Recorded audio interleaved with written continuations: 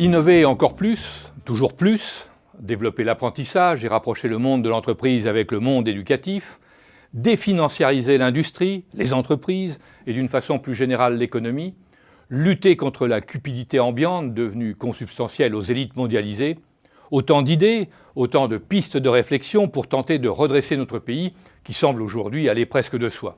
Ce n'était pas le cas hier, surtout dans un monde patronal qui ne raisonnait plus qu'à court terme, un monde obnubilé par les ratios financiers, à commencer par celui du return on equity, le sacro-saint retour sur investissement. Il y avait pourtant quelques francs-tireurs dans ce monde patronal, dans ce cercle fermé des patrons du CAC 40, des francs-tireurs qui tentaient d'expliquer que cette financiarisation à outrance nous conduisait dans une impasse. C'était le cas notamment de Henri Lachmann. Henri Lachmann, bonjour. Bonjour. Nous vous avions déjà reçu il y a un peu plus d'un an car vous aviez contribué à un ouvrage collectif édité sous l'égide de Xerfi, La France et ses multinationales. Alors vous n'êtes ni énarque ni polytechnicien, mais un HEC qui est passé par l'audit, l'expertise comptable, avant d'intégrer il y a plus de 40 ans le monde de la production chez Straford Facom, une grande entreprise alsacienne. Vous en deviendrez assez vite le patron. En 1996, vous êtes appelé pour prendre la direction de Schneider, vous en serez le PDG jusqu'en 2006, où vous passez la main à l'homme que vous avez choisi, Jean-Pascal Tricoire. Vous prenez un peu de champ et la présidence du conseil de surveillance, fonction que vous assumez toujours aujourd'hui. Alors, vous faites partie de ce que l'on appelle la bande ABBR, le club des rugbymen d'ailleurs. Vous êtes pas que le rugby. Oui, vous êtes vice-président de l'Institut Montaigne. Et dans La France et ses multinationales, vous aviez fait un article qui s'appelait « Comment freiner la désindustrialisation ». Or, depuis, on a l'impression que le phénomène s'est plutôt accéléré. Oui, malheureusement. Je pense que le phénomène de désindustrialisation s'est accéléré, principalement parce qu'on s'est trompé d'ennemi. Je pense qu'on ne peut plus gagner par la compétitivité des coûts et qu'on ne pourra gagner que par... C'est-à-dire par les seuls salaires.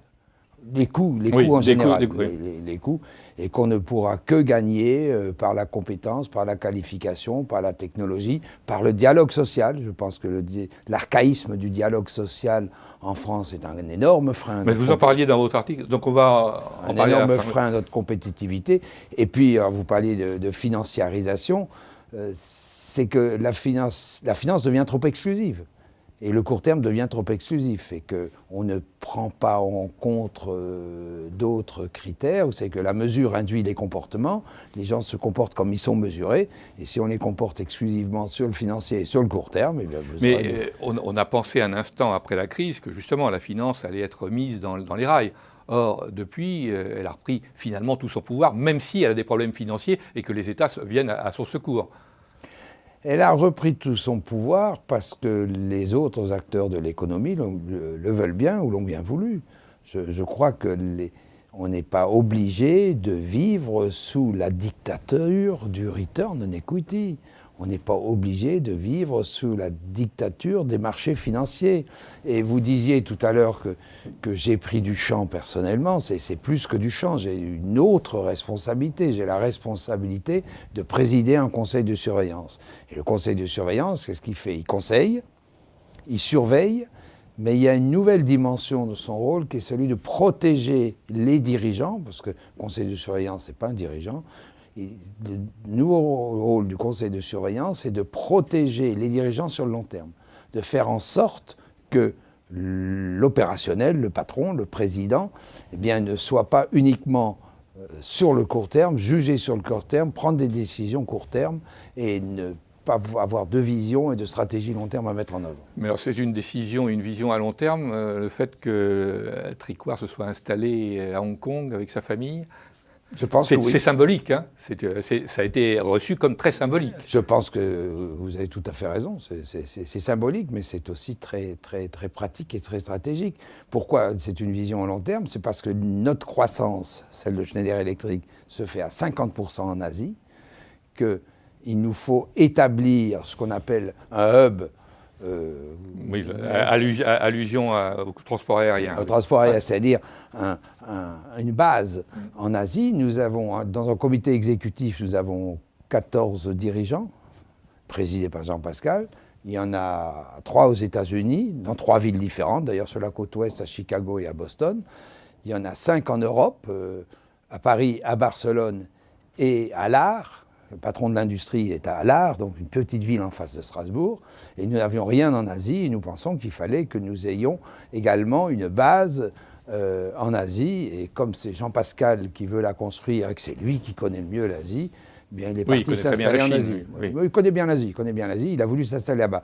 Et donc il faut être plus près des clients et plus près des marchés pour créer... Est-ce que ça ne s'accompagne pas forcément de délocalisation d'activités et de centres de recherche, etc. Pas tellement. Ça s'accompagne, parce que j'y étais il y a 15 jours, ça s'accompagne d'une énorme dépollution parisienne.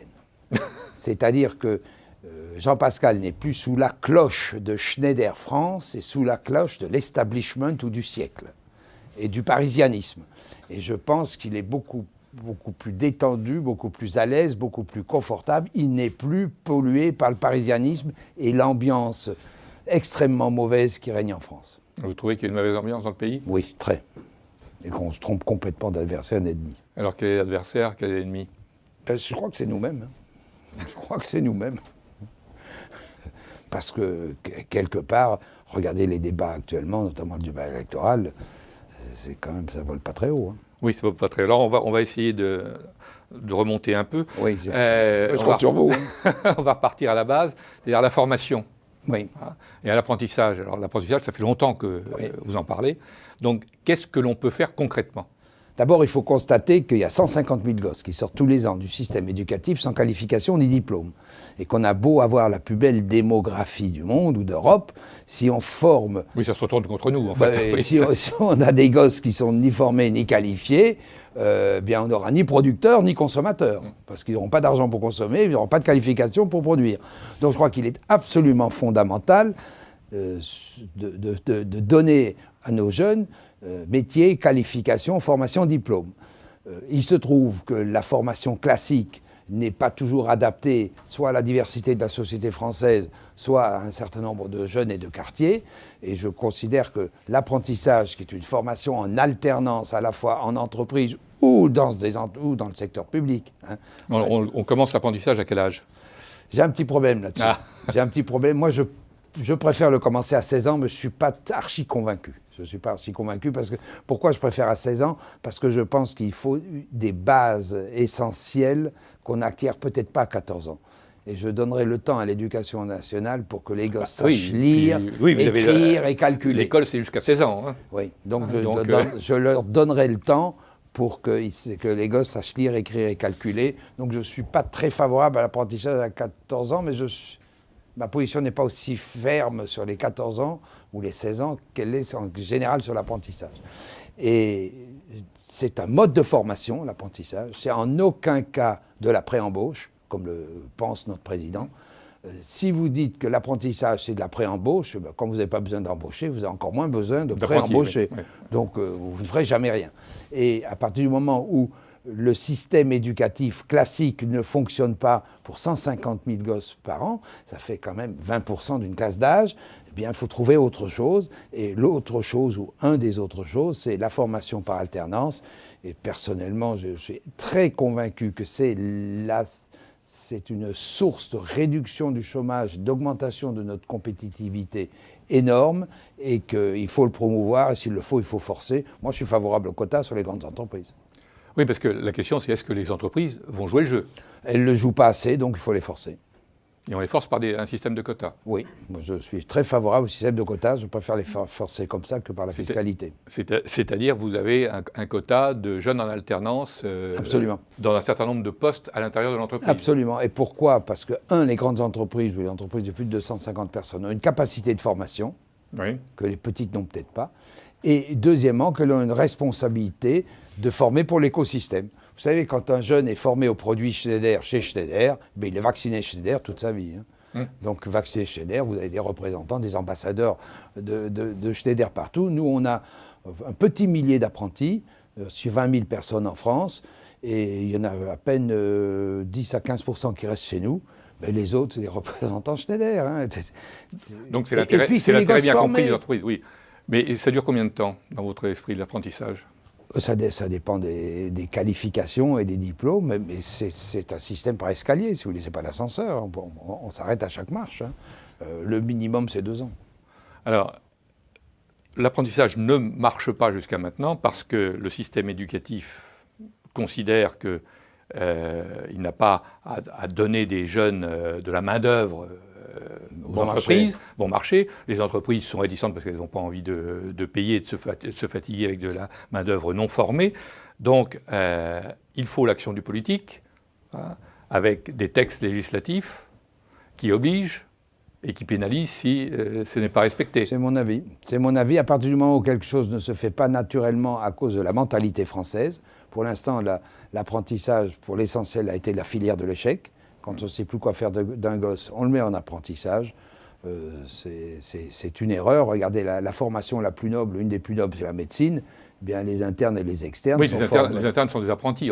Absolument. Ils ne sont pas formés en amphi, heureusement d'ailleurs. Alors, donc l'apprentissage est un moyen de structurer le gamin, de quelque part lui apprendre un savoir-être et un savoir-faire que l'école n'arrive pas à enseigner. Et mon problème de 16 ans, c'est uniquement, est-ce que jusqu'à 16 ans, on peut être sûr que les gosses sachent lire, écrire et calculer? Oui, mais ça c'est le problème de l'éducation nationale. Ça ne peut pas être le problème de l'entreprise. Oui, ça c'est certain.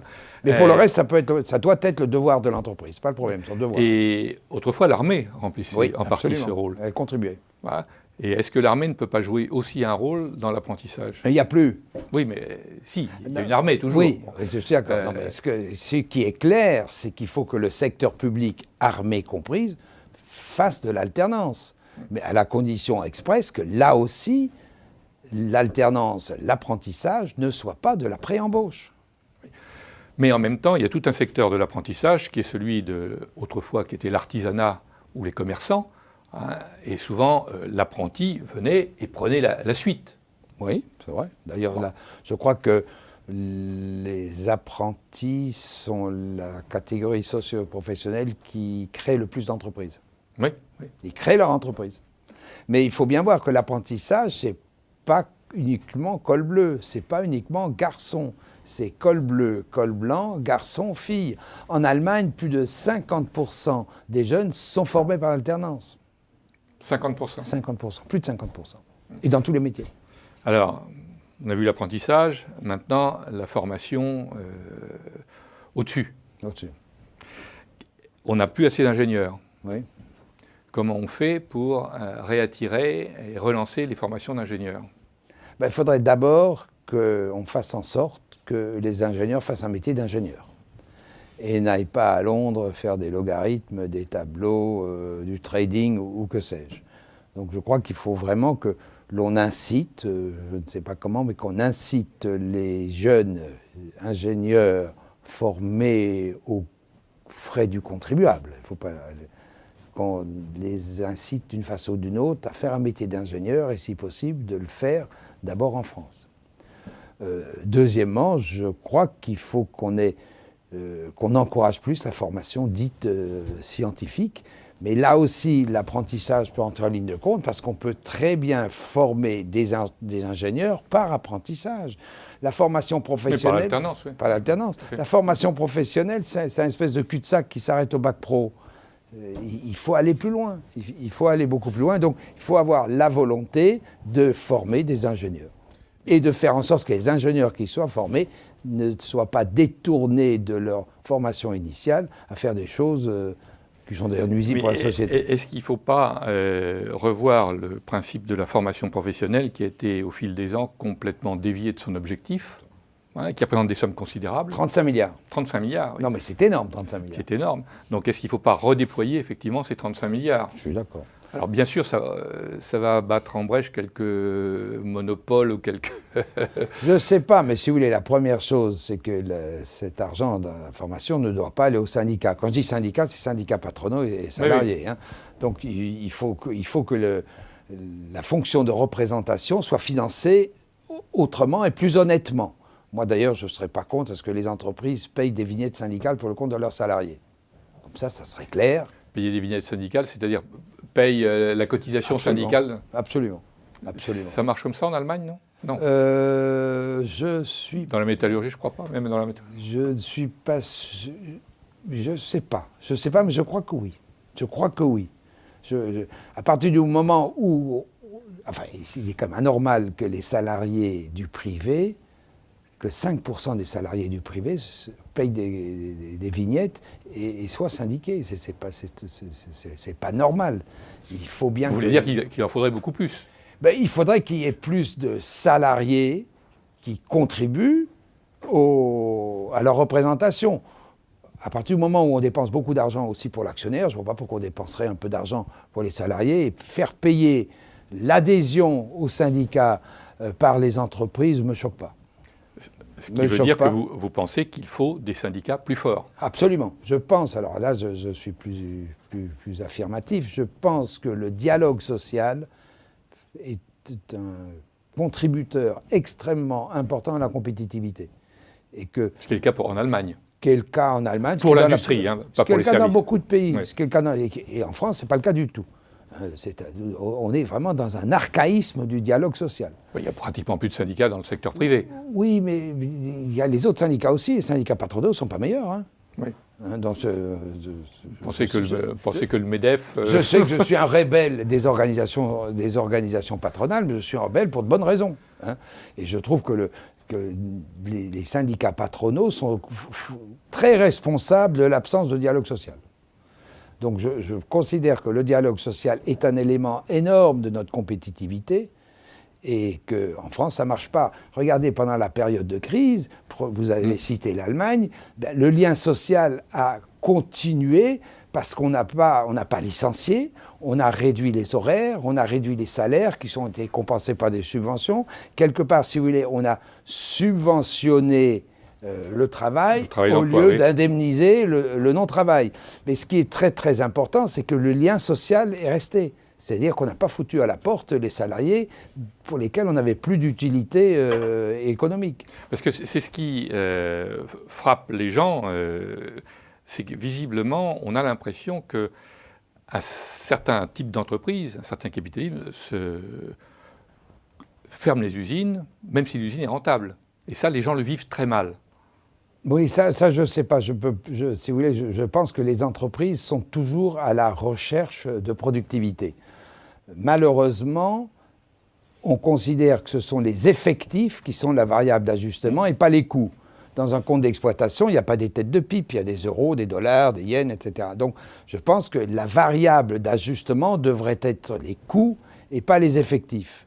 Dans le cadre des fermetures de sites, c'est extrêmement difficile et douloureux pour ceux qui en sont victimes, mais c'est souvent dans des lieux ou dans des villes ou dans des régions où cette usine est un employeur très très important. Avec des emplois indirects. Absolument. Quand vous faites des restructurations ou des fermetures d'usines dans des régions comme Lyon ou comme Paris, vous avez beaucoup moins de problèmes, beaucoup moins de problèmes. Mais je comprends que la fermeture de site soit extrêmement difficile et douloureuse. Il y a aussi un autre élément, c'est que les Français ne sont pas très mobiles. Hein. Oui, ils ne sont pas très mobiles et on fait tout pour qu'ils ne soient pas mobiles. Je suis d'accord. Parce que quand on voulait que tout le monde soit propriétaire, c'est pas... Et les gens s'endettent pendant 20 ans, 30 ans, et après, ils ne peuvent pas être mobiles. Surtout quand il n'y a pas de marché immobilier. Exactement, et qu'ils n'arrivent pas à revendre leur... Ça, c'était une... Mais il faut que la variable d'ajustement devienne les coûts et pas les effectifs. Et je ne suis pas sûr qu'il faille encourager par des indemnités trop fortes les départs négociés ou forcés. Ça, c'est pourtant une pratique des grandes entreprises. Oui, hein. je sais. Et y compris les pré-retraites financés par la collectivité, souvent. Non, je suis d'accord. Je suis d'accord, oui. Il se trouve que j'ai une propriété dans un petit village dans le sud de la France. Ils ont fermé une usine qui était le seul employeur du village. Les gens se sont battus pour une seule chose, pas pour un emploi. Ils se sont battus pour la prime, ce qu'ils appellent la prime à la valise. Et les concessionnaires auto se sont réjouis. Et l'usine a été fermée en 3 mois, 200 personnes, dans un village de moins de 2000 personnes. Alors, on va revenir sur les dérives d'un certain capitalisme et la définanciarisation de l'économie. Est-ce que, et les jeunes qui rentrent dans la finance, Et c'est vrai qu'aujourd'hui, on voit bien que les jeunes qui font des études, ils ont leur modèle de trading et ils arrivent à gagner leur vie en faisant du trading pour compte propre, à la limite. Et est-ce que ce n'est pas ce capitalisme de la plus-value qui finalement est en train de tuer le capitalisme entrepreneurial? Clairement, je réponds oui. Je ne suis pas sûr qu'il soit en train de le tuer, mais il lui fait beaucoup de mal. Pour moi, la finance doit être au service de l'économie réelle. Or, le fait que cette économie financière travaille pour compte propre, comme vous disiez, eh bien, c'est au service d'eux-mêmes et pas au service de l'économie, ou pas au service du territoire.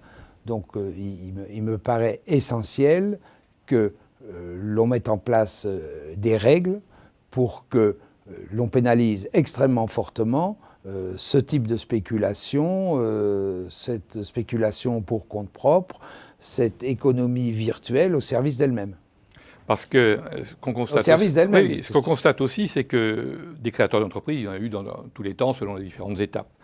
Mais aujourd'hui, les jeunes créateurs sur le web et la nouvelle économie, comme on dit, généralement, ils gardent l'entreprise 4 ans, 6 ans, et ils revendent. Ils veulent toucher le jackpot.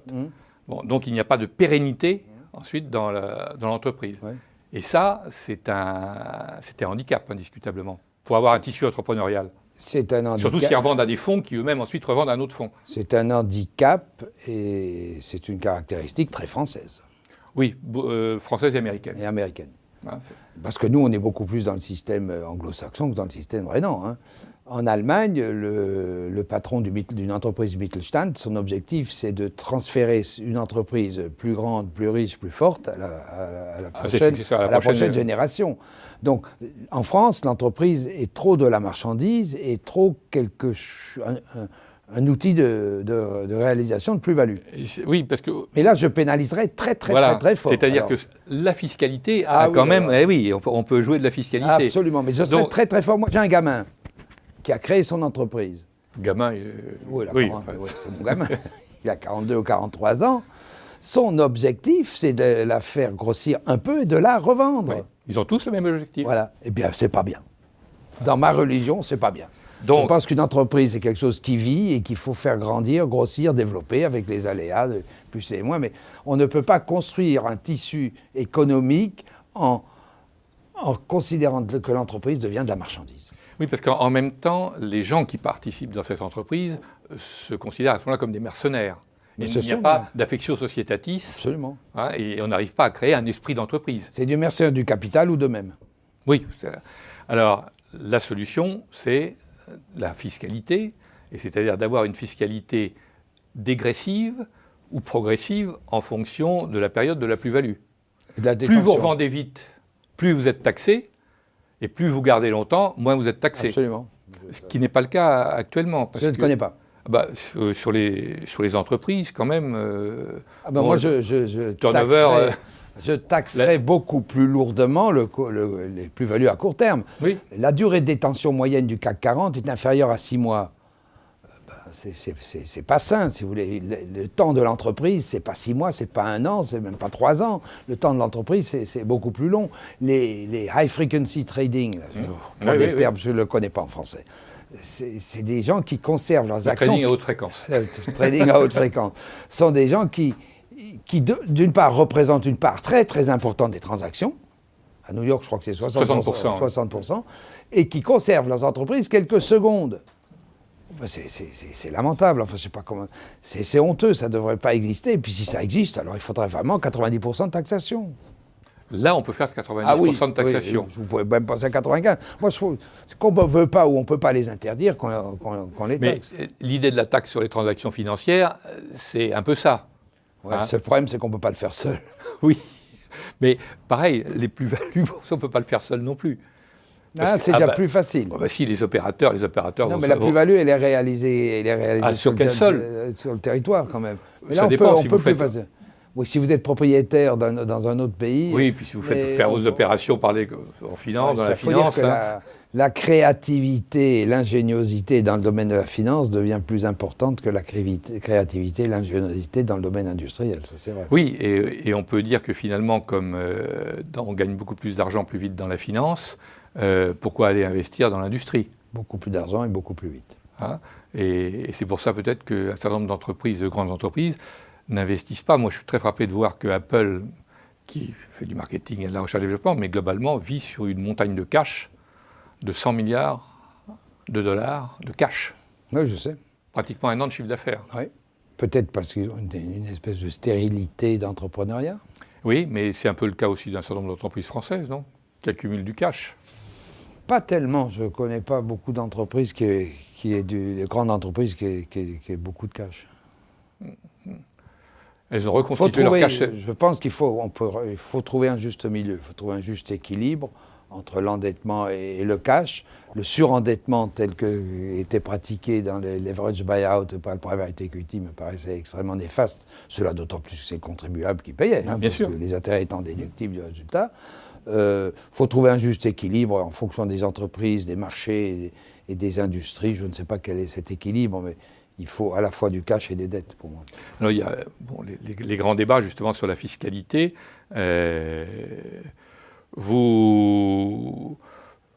Les grands patrons sont la cible de François Hollande et des candidats de gauche. De tout le monde. Oui, oui. Bon. C'est assez lamentable. Oui. C'est vraiment assez lamentable qu'on soit montré du doigt et qu'on stigmatise autant les patrons du CAC 40. Je trouve ça pas bien du tout. Mais est-ce qu'il n'y a pas eu des abus? Il y a eu des abus qu'on n'a pas dénoncés, et on a eu tort de ne pas les dénoncer, mais quand on stigmatise les dirigeants du CAC 40, tous les collaborateurs se sentent stigmatisés. Et je peux vous dire qu'avec ce qu'on entend à ce moment dans la période électorale, vous allez voir beaucoup de jeunes de 25 à 45 ans qui vont partir, et très peu de jeunes qui vont revenir. Nous, on n'arrive plus à rapatrier nos expatriés.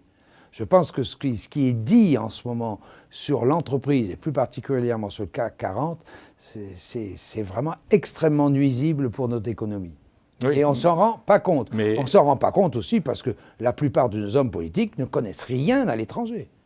Quand ils vont quelque part, ils partent en délégation, donc ils restent en France, et ils ne connaissent strictement rien à la mondialisation, quel qu'il soit.